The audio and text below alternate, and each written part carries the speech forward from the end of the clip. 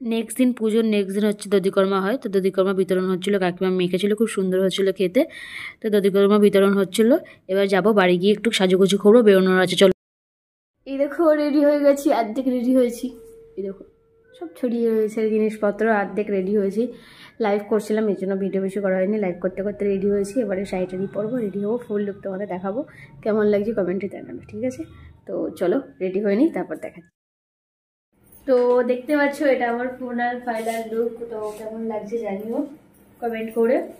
তো এই যে ফুলটা দেখতে পাচ্ছ, এটা আমি গাছ কিনেছিলাম, ভিডিওতে তোমরা দেখবে অবশ্যই। তো ওই গাছের ফুল আমি কেটে একটা মাথায় দিয়েছি, কারণ নষ্ট হয়ে যাবে দুদিন পরে, এমনি ঝরে যাচ্ছে। দেখো চন্দ্রমল্লিকা আজকে গাছে। তো কেমন লাগছে একটুখানি কমেন্টে জানাবে। এই যে আমার ফুল লুক পুরো আজকে তেমন সিম্পল মতন, একদম সিম্পল সেরেছি।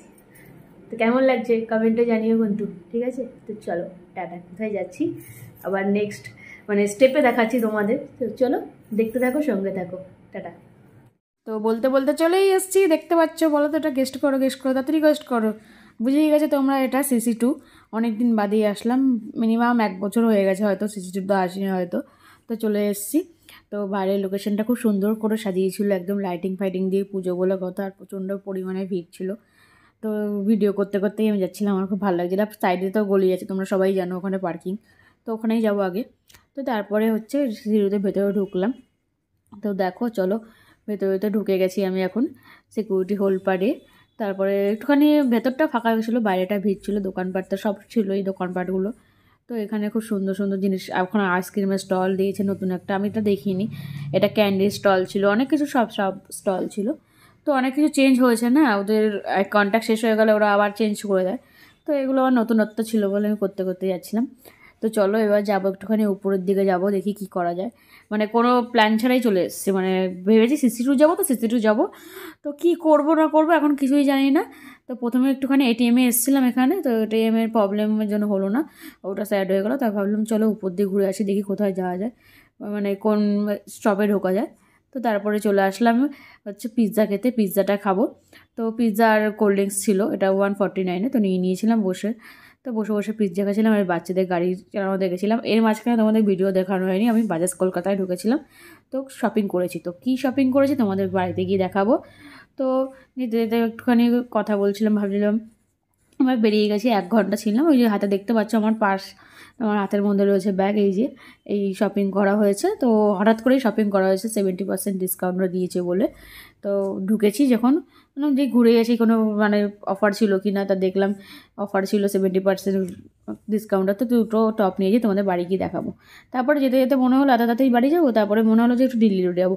দিল্লি রোডে গিয়ে দেখি ও মা, একটা কি সুন্দর প্যান্ডেল করেছে, কত বড় প্যান্ডেল, বাজনা, সেই নাচ গান হচ্ছিলো। তো ওখানে দাঁড়িয়ে গেলাম ঢুকতেই দিল্লি রোডের, তোমরা ধরো চেনো অনেক জায়গায়, জায়গাটার নাম ভুলে গেছি, ঠিক আছে?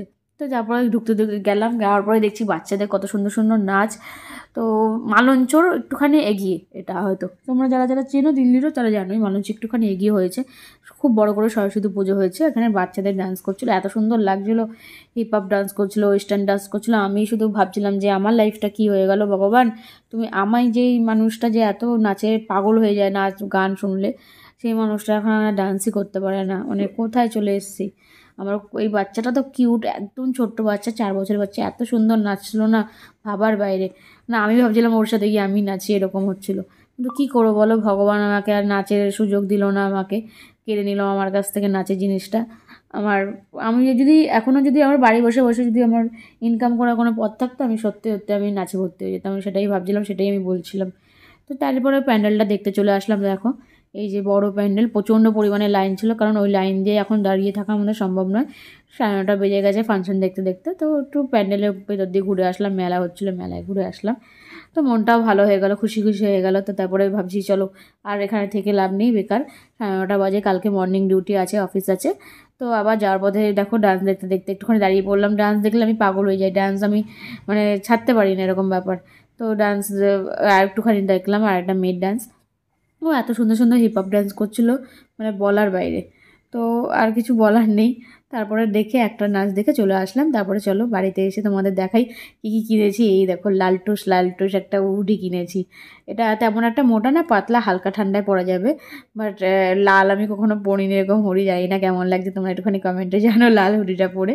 এখন হালকা ঠান্ডা, এটা পরে অফিস যাওয়া যাবে মর্নিংয়ে, আর রাত্রিবেলা আসার সময় পরে আসা যাবে। তো আরেকটা টপ কিনেছি। তো এই দেখো, এগুলো বলতে পারবে, গেস্ট করতে পারবে কত মানে দাম নিতে পারে। তো যাই হোক, তোমরা গেস্ট হয়তো করতে পারবে না। বাজাজ কলকাতা 70% তোমাদের বললে আমি তো অফ দিচ্ছিল। এগুলো দুটোই পড়েছে 150 করে, ঠিক আছে। একটার দাম 400 ছিল, আরেকটার দাম মানে 350 ছিল। তো 150 করে পড়েছে, দুটোই নিয়ে নিয়েছি আমি। আর একটা লালটা পছন্দ হচ্ছে, কিন্তু নেওয়া হয়নি। তো আজকের ব্লগটা এখানেই রইলো, আবার নেক্সট ব্লগে দেখা হবে। টাটা। দেখতে ভুলো